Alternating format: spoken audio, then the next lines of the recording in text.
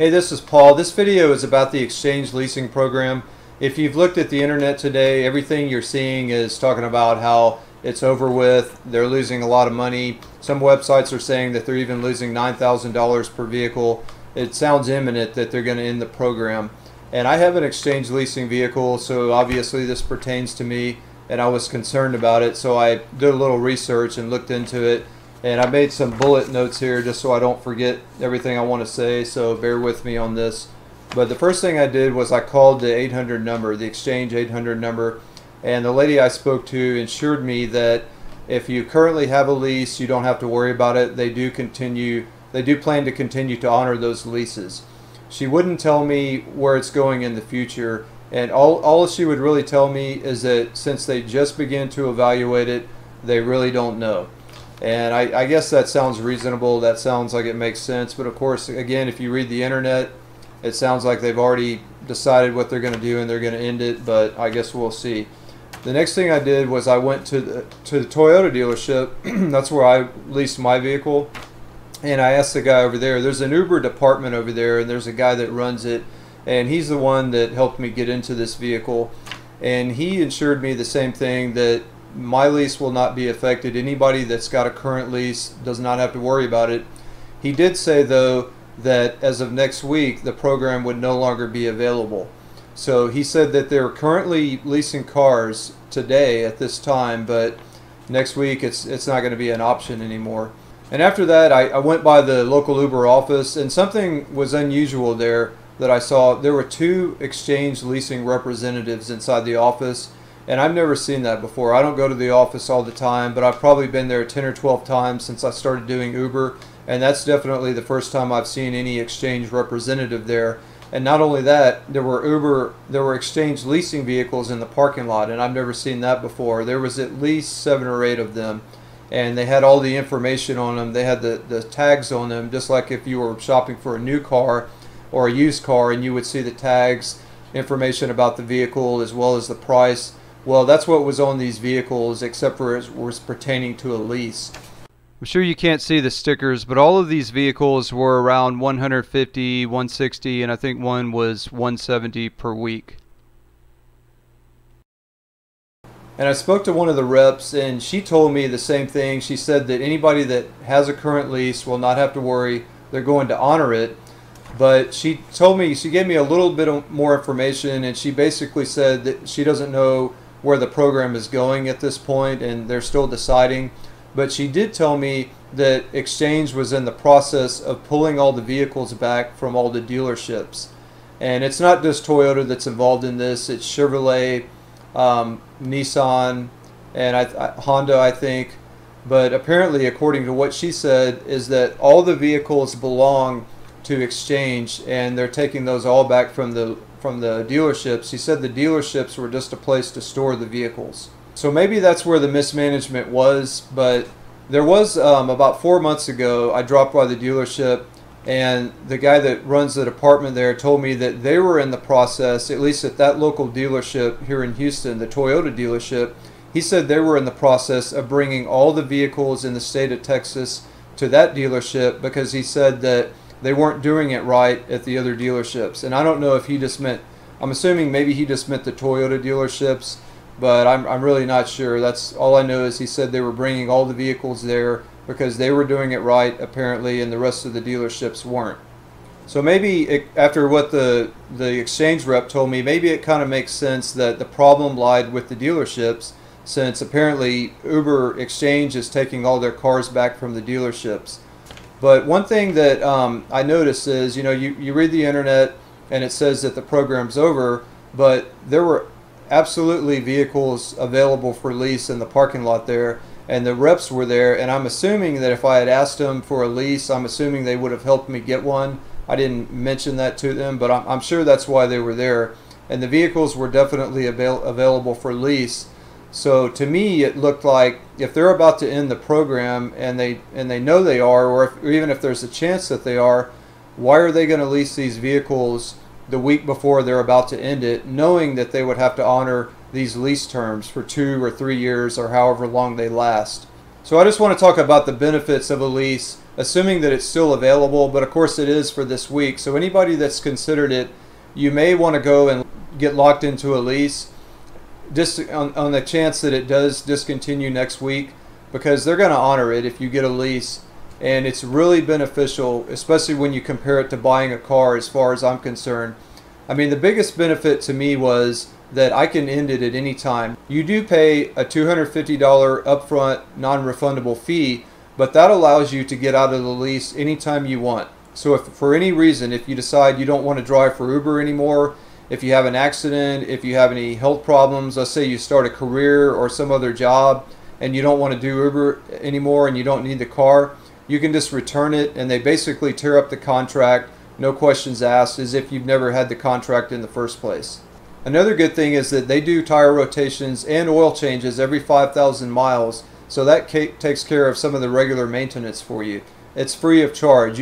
I was doing it at the dealership, but you could also do it at Firestones and Jiffy Lubes, where they have a national account. So even if the dealership is out of the picture, I can go right down the street and get mine done at a Jiffy Lube. And the guy at the dealership, the way he explained it to me is they lease these cars for 3 years, and it doesn't matter how many people lease them. So in my situation, somebody had leased the vehicle that I got for 6 months before I did. So since it's a 3-year lease, I didn't continue with that lease. It was a separate lease, but it was just a 2.5-year period. I could have gotten a new car if I wanted to. I could have got a brand new 2017 Toyota Corolla, but that would have cost me about $30, or I think it was maybe $35 more than the car I ended up getting. The one I had is a 2015 Toyota Corolla, very nice car, black interior, real nice navigation system. It's costing me $137 a week.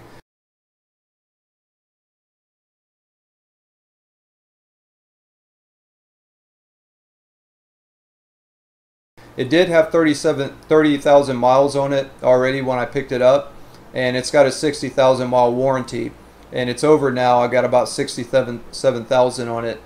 But again, if I have any problems with the vehicle, let's say the engine goes bad, the transmission, I don't expect that. It's a Toyota Corolla. Let's say it needs major suspension work. For any reason whatsoever, I can just return the car and I'm out of the lease. Whereas opposed to a loan, if I had got a loan, let's say a 3 or 5 year loan, they don't care if I want to stop doing Uber or not. I'm still obligated for that loan. And if I just quit making the payments, then obviously I'm going to end up with a repo and a ding on my credit. So anyway, just to recap, from everything I've found out, if you have a lease, you've got nothing to worry about. They're going to honor it. If you're considering one, you may consider doing it this week as soon as possible. In fact, there was a guy at the dealership getting a lease as I was over there, and maybe he had found out about this and he was getting locked into his vehicle. But either way, if you've considered one, now may be the time. Next week may not be an option. In my opinion, it's a lot better than buying a car, simply because you're getting into a loan, and not only that, you're losing value on the car. I mean, we all know that a car is they call it a non-performing asset, and it's going to lose value. Even if you let it sit in your driveway, you're losing value on it. So why pay interest on something like that, especially when you know that you're going to be putting a significant amount of miles on it and you're just losing the value in it? Well, this lease prevents you from doing that. You know what it's going to cost you every single week, and if you decide you don't want to do it anymore, you just stop. And I found out a little bit about leases, about a standard lease. Normally it's going to have a 12,000 mile cap, and for every mile that you drive over that 12,000, you pay a premium. And you can buy, they call it a package of miles. Let's say if you know you're going to drive the car 20, 30,000 miles, where you've got the 12,000 that you get, and I guess you can buy, I don't know if it comes in 10,000 or 20,000 increments, but you can buy a package of miles, but of course you're going to pay a premium for it. With this car, I can drive it as much as I want. I can drive back and forth from California and New York several times if I want. I can do Uber with it. I can use it for as much personal use as I want. And another good benefit is I don't have to drive Uber with it. I don't have to, there's no requirement that I drive a certain number of miles or hours for Uber. So if I do drive for Uber, the payment for the car will come out of my earnings. But let's say I go a week or 2 weeks or even 3 weeks without driving, I can do that. I just have to make sure that I make arrangements to make the payment. But honestly, knowing what I know now, let's say I had bought a brand new car or even a used car, and I owed a significant amount of money on it, and I had a 3 or 5 year loan, and I decided I wanted to do Uber, I would sell that car and get out from under the loan, because again, it's a non-performing asset. You're going to lose money on it no matter what. And I would drive, even if I didn't need this, even if I didn't plan on doing Uber full time. Let's say I had a job, I had a career, and I just wanted to do Uber occasionally on the weekend.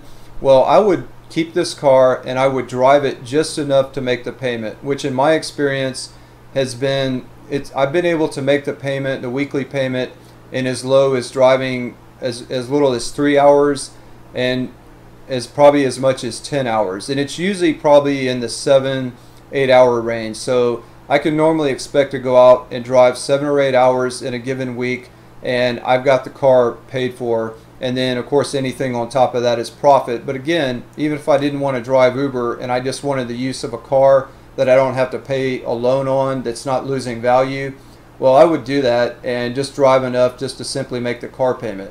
But that's just me. I mean, everybody has to figure out what their goals are and what their financial situation is and what they're trying to get out of this. But to me, this lease vehicle is a real good option. So if you have considered it, now may be the time that you just want to pull the trigger on it. And by the way, I will be making updates as I find out more information about this. Apparently something's going to happen next week where there's going to be some more information that comes out. There's going to be some kind of decision on what they're going to do. And I'll definitely be following up on that. And any updates that I get, I'll make a video on that. So if you're interested in knowing about that, subscribe. And by the way, I've been doing this for a while now. I'm probably at 2,800 trips, or maybe even getting close to 2,900 or 3,000 now. And I've learned a lot from this. There's a lot of strategies and a lot of plans that I've worked out, and I've had to change and adjust as the markets change, as times have gotten busier and slower. So I've learned a lot of tricks to this, and I just started making videos on that kind of information, and I plan to continue doing that. So if you're interested in getting tips and strategies, subscribe to the channel. Thanks for watching the video.